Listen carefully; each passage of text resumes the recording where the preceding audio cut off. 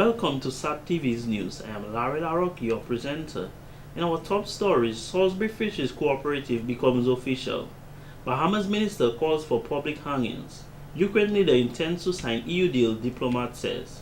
And in sports, Cuba's Barbershop Barfested records fourth victory. Details of these will follow. SAT Telecommunications Limited is in the process of reorganizing our channels. In this endeavor, some channels will be off temporary and new ones will be introduced. SAT Telecommunications Limited is pleased to inform you of a number of new channels. We have just added for your viewing pleasure Lifetime Movie Channel, Lifetime Real Women, Discovery Civilization, Discovery Science, Discovery Turbo, and many other new ones to come. We are sure that you will enjoy the new programming, which will enhance your viewing pleasure and provide you with many more channels. SAT Telecoms thanks you for your continuous support and understanding throughout this initiative, and we will keep you informed as the changes occur. Welcome back. During a recent meeting of the Roseau City Council, Mrs. Irene John was elected by her fellow councillors as the new mayor of Roseau. 5 government-appointed nominees joined the 8 elected councillors to complete the 13-member council and unanimously voted for the new mayor. The government nominees are Ivan Sones, Erickson Roman, Lucibel Matthew, Michael Morrow, and Clemencia Thomas. During the Roseau City Council elections on November 18, 2013, Kimara Ito, Vanessa Prevost, Albert Darampel, Corinne Fairblin, Rhea Brumant, Regina Walsh, and Daniel Luge were elected. Mrs. John, who is a retired public servant, replaces outgoing Mayor Cecil Joseph, who held that position for the past 12 years. In an interview prior to the elections, Mr. Joseph stated he would not contest the Roseau City Council elections as he was making way for someone else with new ideas. The council will be sworn in on Friday, December 13th at 4:30 p.m. at the Arawak House of Culture. In other stories, Parliamentary Representative for the Portsmouth constituency, Honorable Ian Douglas, has disapproved comments of the leader of the United Workers' Party, UWP, Mr. Lennox Linton, who he claims criticized some of the government's social programs.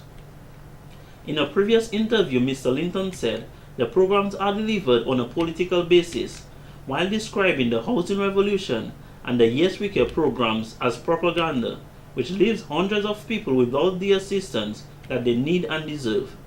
However, Mr. Douglas, who said Mr. Linton's comments are unfortunate, dismissed the comment, adding there are needy Dominicans who have been living in miserable conditions and are getting assistance from the government.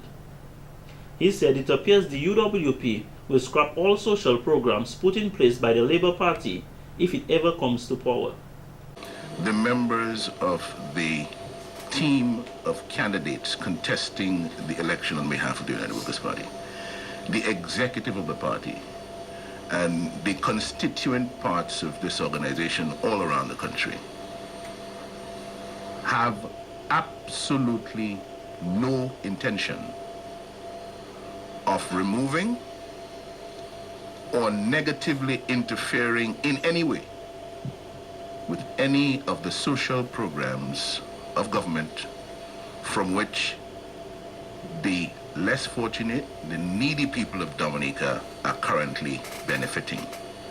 There will be no cancellation, there will be no withdrawal of any social program from which the needy, less fortunate people of Dominica are currently benefiting. Mr. Linton says every government has the responsibility of making the lives of its citizens better. The social programs funded by the state must be delivered on the basis of merit, need, and must be adequately funded. He alleged to have seen the underfunding of some of these programs, not because the government does not have the money, but because they are using some of it for personal uses. And these are the people who want to criticize me for suggesting that the monies that should be allocated to social programs in the Commonwealth of Dominica are being diverted to the greedy and not to the needy. Again, I am not saying, I have never said or suggested that the people who are receiving benefits from the social programs of government are greedy. I am saying that we are operating a political system under this Labour Party where the resources of the state that should be properly allocated to poverty alleviation and social programs are ending up in the hands of greedy people as opposed to needy people. Mr. Linton went on to say the government ministers are pretending to care about the poor people when they do not. In more news, on Wednesday, December 11th, students as well as adults of the Salisbury community gathered at the Salisbury Fisheries, Agriculture and Tourism Cooperative to witness the registration of the Salisbury Cooperative. Funding provided by the Jeff Small Grants Program will seek to upgrade and expand the facility, modernizing the structures that were previously built as part of a World Food Program (WFP) project in the early years. Ms. Marriott Canoville, Registrar of Cooperatives, says the cooperative business model has the potential to change the economy around. You have the potential to create at least 30 jobs directly and indirectly combined in your community. Can you imagine if you created at least 30 jobs and 19 other constituencies organized 19 viable cooperatives, each providing at least 30 jobs? Just imagine that. This would mean 600 jobs are being created in the cooperative sector.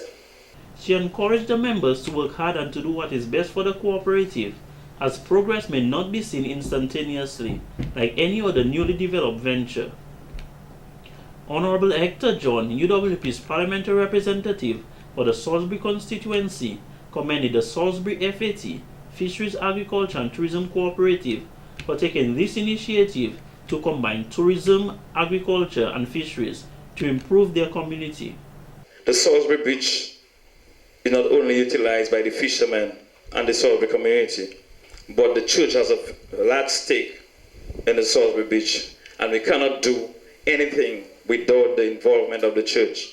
So networking is critical and important towards the development of the Salisbury area and the role that the Salisbury FAT has to play. Mr. John says he's ready to work together with the Salisbury FAT to write projects to seek funding to develop the area and pledge his full support to the cooperative. Senator Bentley Royer, representing Honorable Gloria Shillingford, Minister for Social Services, Community Development and Gender Affairs, says the formation of FAT is one of the best things that could ever happen to the community. At this time of our island's development, people must think of how they can earn and help themselves. Because as it is said, as we all know, it's not going to be easy in these days to come financially. The cost of inputs for fertilizer is increasing. If the cost of oil increases, cost of everything increases. And people must be creative as to how to create employment for themselves. He called on the villagers to support the group to assure its success. In other news, Dominica is now a member of the newly formed 8 Caribbean States chapter of the Global Organization of Parliamentarians Against Corruption, GOPAC. This was established through the country's participation at the Port of Spain Anti-Corruption Conference of Caribbean Parliamentarians held on the 5th and 6th of December 2013. Opposition leader Honorable Hector John and Senator Daniel Luge represented Dominica. However, Prime Minister Honorable Roosevelt Skerrit was absent. As a result of the summit held in Trinidad, Antigua and Barbuda, Barbados, Dominica, Grenada, Guyana, Jamaica, St. Lucia, and host Trinidad unanimously passed the declaration in recognition of the need to consolidate the international effort to tackle money laundering and to ensure that stolen assets are returned to their countries of origin, recognizing that corruption contributes to poverty, insecurity, and civil unrest. Accepting that all parliamentarians must fulfill their role in providing the strong legislative framework to combat corruption and to encourage transparency and good governance, parliamentarians present resolved to work collaboratively with other like-minded colleagues through GOPAC to fulfill the mission of changing attitudes towards corruption.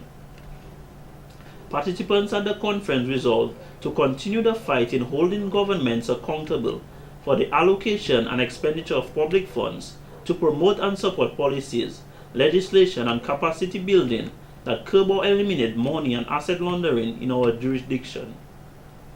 Following the formation of Caribbean chapter of GOPAC, members signaled their intent to set up national chapters where membership will be offered to current and former parliamentarians of all political parties.